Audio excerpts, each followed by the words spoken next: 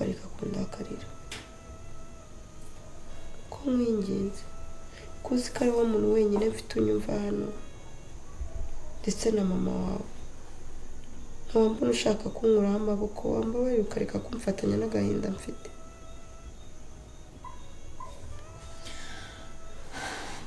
Muraho neza, nizere ko mwese mumeze neza aho muherereye. Sylvie rero yagiye mu ntambara y'urukundo. Ushobora kwibaza mu yihe ntambara?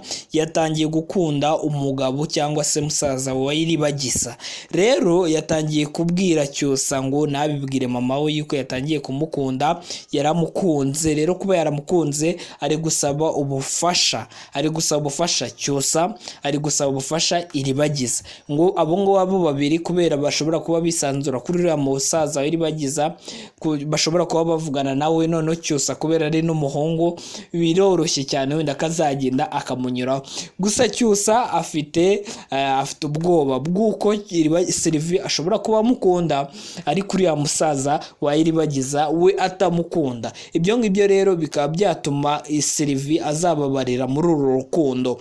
Rero iyo ukunze umuntu utagukunda akenshi ashaka kugukoresha ibintu bibi cyane cyangwa kugukoresha nabi ibintu byose, kuko abazi yuko umukunda nta kintu wapfa kumubwira ngo abyange. Rero Sylvie Cyusa afite ubwoba, none Cyusa yiyemeje kumufasha, we na Iribagiza bakamufasha. Mukantambara rero yagiye kugisha inama Rugema, kuko Rugema ari mu nzu ararwaye, yarakomeretse, yarakubiswe. Rero yabeshye uno musaza Iribagiza yuko agiye kujya mu nzu akitegura, yamara kwitegura agasohoka akaza bakajyana mu modoka ye. None yageze mu nzu ahita ajya mu cyumba kugisha inama Rugema yamubwiye ati genda umubwire yuko nta hantu wajya umugabo wawe atahari kandi ikindi umugabo wawe atabizi. Niyo mpamvu rero ugenda ubimubwire, numara kubimubwira wigendere, umureke agende, umubwire azagaruke ubutaha. Gusa Rugema na Mukantambara batangiye kwigira inama yo kugenda bagashaka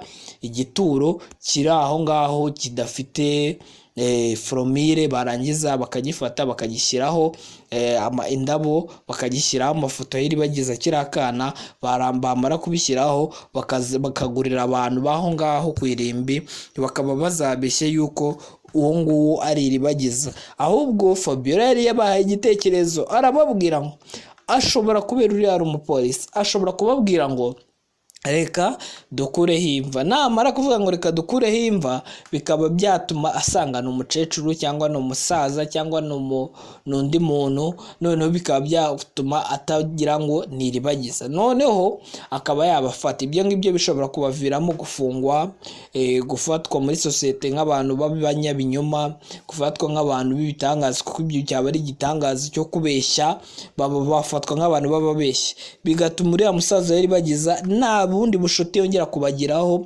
ashaka kubabaza cyangwa se kubagisha, bigatuma anyura mu baturanyi bakagenda batanga amakuru.